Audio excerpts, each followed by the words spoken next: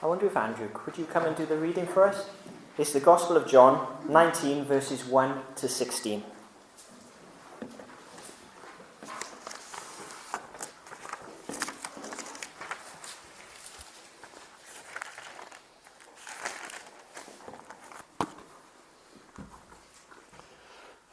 Then Pilate therefore took Jesus and scourged him, and the soldiers plaited a crown of thorns and put it on his head. And they put on him a purple robe and said, "Hail, King of the Jews!" And they smote him with their hands.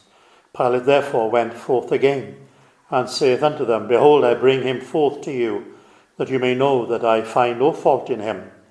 Then came Jesus forth wearing the crown of thorns and the purple robe.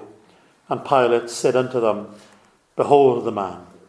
When the chief priests therefore and the officers saw him, they cried out, saying, "Crucify him, crucify him." Pilate said unto them, "Take you him and crucify him, for I find no fault in him." The Jews answered him, "We have a law, and by our law he ought to die, because he made himself the Son of God."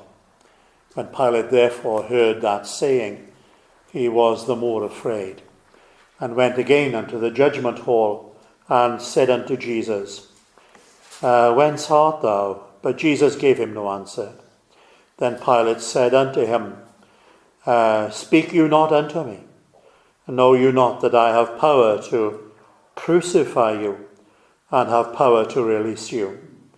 Jesus answered, "You could have no power at all against me, except it were given you from above. Therefore he that delivered me unto you has the greater sin." And from henceforth Pilate sought to release him. But the Jews cried out, saying, "If you let this man go, you are Caesar's friend. You are not Caesar's friend. Whosoever makes himself a king speaks against Caesar." When Pilate therefore heard that saying, he brought Jesus forth and sat down in the judgment seat in a place that is called the Pavement, but in the Hebrew Gabbatha. And it was the preparation of the Passover, and about the 6th hour. And he said unto the Jews, "Behold your king." But they cried out, away with him, crucify him." Pilate said unto them, "Shall I crucify your king?" The chief priests answered, "We have no king but Caesar." Then delivered he him therefore unto them to be crucified. And they took Jesus and led him away. Amen.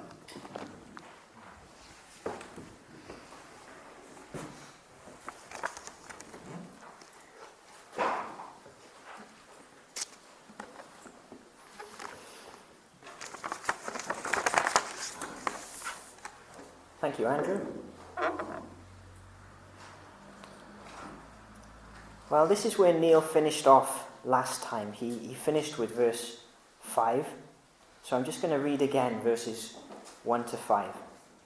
"So then Pilate took Jesus and scourged him. And the soldiers twisted a crown of thorns and put it on his head.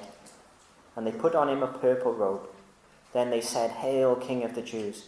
And they struck him with their hands.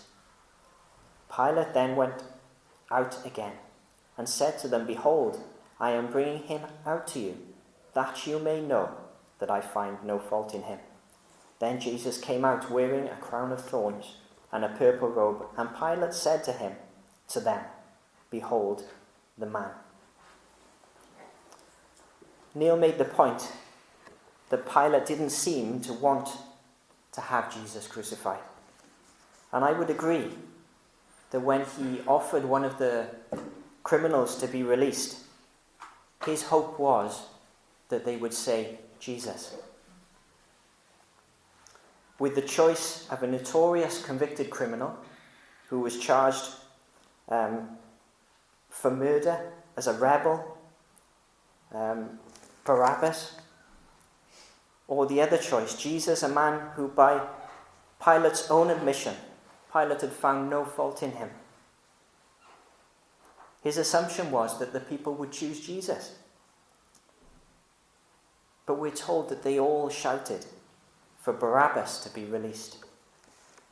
It makes no logical sense, does it?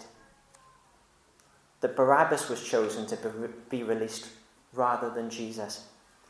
Even if you didn't believe that Jesus was who he said he was, that he was the Son of God, surely you would rather have him living amongst you and your people rather than a convicted murderer. Surely that's the preference, is to have a man who perhaps wasn't telling the truth than a man who committed murder. It made no logical sense. And yet the evil of this world so often doesn't make any logical sense, does it? You know, we're all trying to work out what's going on in Ukraine, aren't we? The thousands upon thousands of people killed. And for what reason? We try and put ourselves in Putin's shoes and try and work it all out, but we can't. Evil is evil. And, he may have his motives, but it just doesn't make sense. And the hate that they felt towards Jesus, it was completely illogical, completely unjustifiable.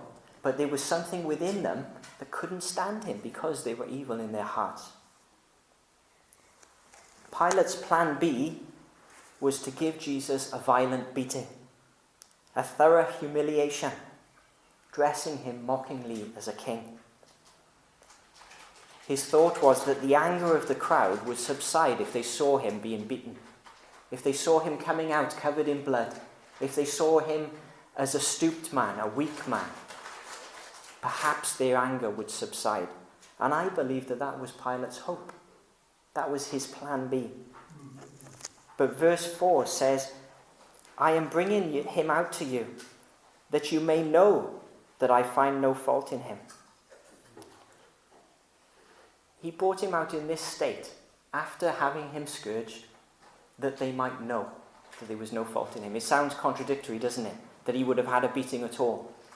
But Pilate was hoping that he would get away with giving him the lesser punishment. As a side note, we read a lot of Pilate going in and out and Jesus going out and coming in. Let's just remind ourselves of a verse from the previous chapter. Chapter 18 and verse 28. Then they led Jesus from Caiaphas to the praetorium, and it was early morning. But they themselves did not go into the praetorium, lest they should be defiled, but that they might eat the Passover. The Jews believed that they were ceremonially unclean if they went into even a house of a Gentile, let alone the headquarters of the Roman governors. So they wouldn't go in. But as Neil showed us, it was so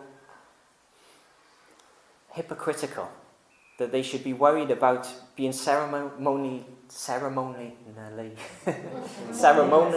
unclean, and yet they weren't willing to put an innocent man to death. It just, again, is illogical. It doesn't make sense. When Jesus came out, dressed in purple, with a crown of thorns on his head, Pilate announces, "Behold the man." He wanted them to see a humbled man and forget about his claims. Perhaps, as I said, their anger would subside. Perhaps they would even show pity. But plan B didn't work either. Therefore, when the chief priests and the officers saw him, they cried out, saying, "Crucify him! Crucify him!" There was no mercy. When they saw him beaten beyond any man, barely being able to stand, there was still no mercy.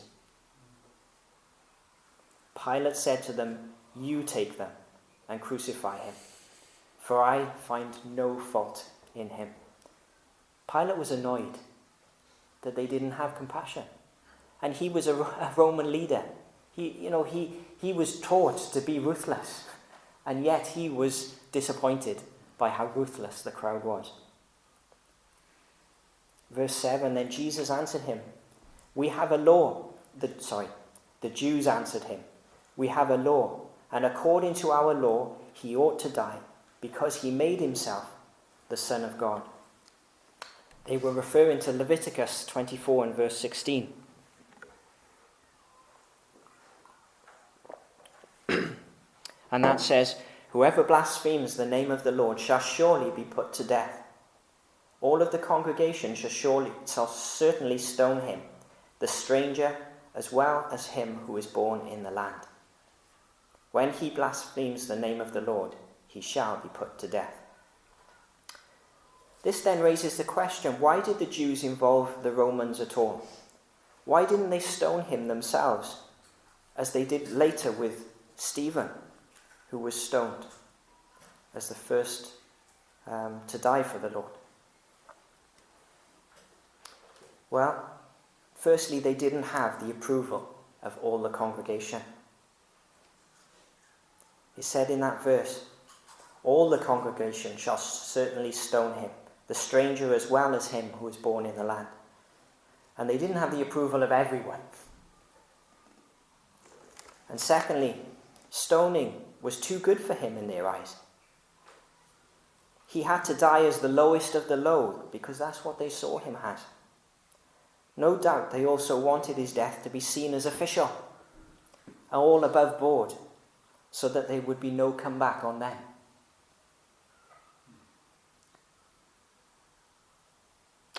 No doubt, the plan of God has always been that Jesus should take the most severe punishment, so that he could take the place of even the vilest sinner, the vilest offenders of the world. He had to die he had to take the most severe punishment, so that he would cover every sin. It was God's plan from the beginning that Jesus should die in this way. Verse 8, "Therefore when Pilate heard that saying," that Jesus claimed to be the Son of God, that is, "he was all the more afraid." Pilate knew that all of this was a farce. We're told in Matthew 27 and verse 18 that he knew that the Jewish leaders had handed him over because of envy, nothing else. They were envious of him, the crowds he drew, the following he had. They wanted that. We're also told in verse 19 of the same chapter, "While he was sitting on the judgment seat, his wife came to him, saying, 'Have nothing to do with this just man, for I have suffered many things today in a dream because of him.'" Here in the accusation that Jesus had said he was the Son of God, together with his wife's supernatural dream, and all the while witnessing a man who seemed to have no fear of death, no pleas for mercy, no cursing, no struggling with the guards. And you can see that the penny is starting to drop with Pilate. This wasn't just a man. And he was beginning to feel afraid of making this decision that he knows he's going to have to make. Verse 9, "Pilate went again to the praetorium and said to Jesus, 'Where are you from?' But Jesus gave him no answer." Pilate's question hits the nail on the head, doesn't it? Where are you from? Jesus could have entered into a conversation about him coming from heaven, about him pre-existing before time, and perhaps Pilate would have listened. At this point, I believe he might have. Perhaps Pilate might have even put a stop to things. But that wasn't the plan of God. Jesus didn't want to put a stop to things. Every hour of his ministry had led to this point in time, the cross. And nothing was going to stop this. Then Pilate said to him, "Are you not speaking to me? Do you not know that I have power to crucify you and power to release you?" Jesus answered, "You could have no power at all against me unless it had been given you from above. Therefore, the one who delivered me to you has the greatest sin." Notice he didn't say, "You could have no power and authority unless it had been given to you." He said, "You could have no power at all against me." You see, Jesus wouldn't be in this situation he wouldn't be sentenced to death at all unless the Lord had permitted it. Everything had been permitted by God. Yes, the other side of it is that he was in a position of authority, and all of these things God is in control of too. Then it tells us in verse 12, from then on Pilate sought to release him. How unusual this conversation was to be having with a man sentenced to death.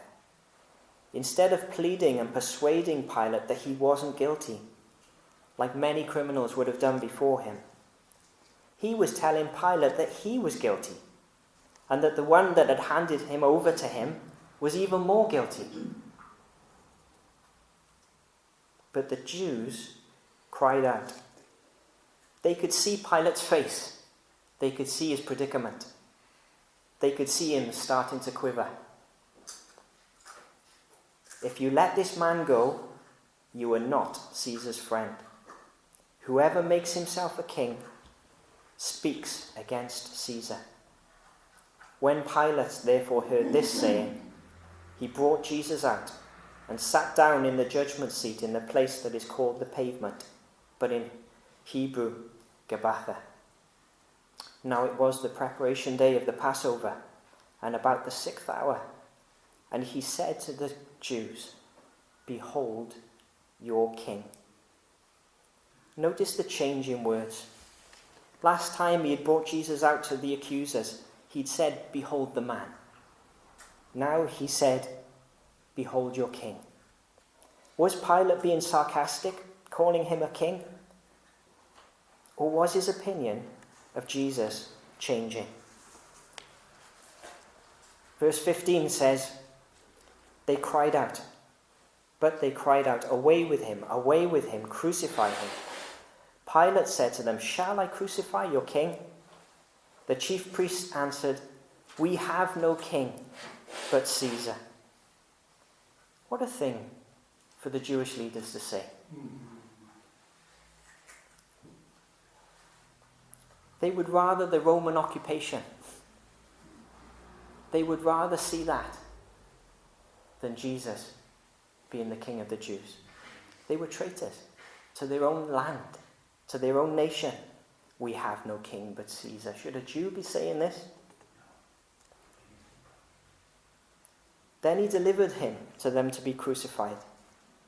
And they took Jesus and they led him away. And he, bearing his cross, went out to a place called the place of a skull, which is called in Hebrew Golgotha. When they crucified him, the two others with him, one on either side, and they crucified him, and two others with him, one on either side, and Jesus in the center. Now Pilate wrote a title and put it on the cross, and the writing was, Jesus of Nazareth, the King of the Jews. Then many of the Jews read this title, for the place where Jesus was crucified was nearby the city, and it was written in Hebrew, Greek, and Latin. Therefore the chief priests of the Jews said to Pilate, do not write the King of the Jews, but he said, I am the King of the Jews. Pilate answered, what I have written, I have written. Pilate didn't make the stand for Jesus where it really mattered. But then it wasn't in the Lord's will that events should have been changed. It wasn't in the Lord's will that Jesus should have been released instead of Barabbas. But Pilate's last act does show just a little backbone. He was convinced that Jesus was telling the truth. And Jesus died with a declaration above him for all to see, for all to understand. Jesus of Nazareth, King of the Jews. Isn't that good? In such an awful circumstance, in such a terrible situation, that a rightful, truthful note should have been put upon the inscription of Jesus. And we'll look again at that inscription a bit more tonight. There are legends that Pilate and his wife both became Christians later. which I can believe personally, but it's not in the Bible, so we can't know for sure. At this time, at the trial of Jesus, Pilate chose the approval of Caesar over the approval of God. He chose, in his mind, it was more important to be a friend of Caesar than to be a friend of Christ. Whose approval is the most important to us? Man's or the Lord's? And that's the challenge I'll leave you with this morning. We'll look again at these verses and we'll go a bit further in the chapter this evening. Amen.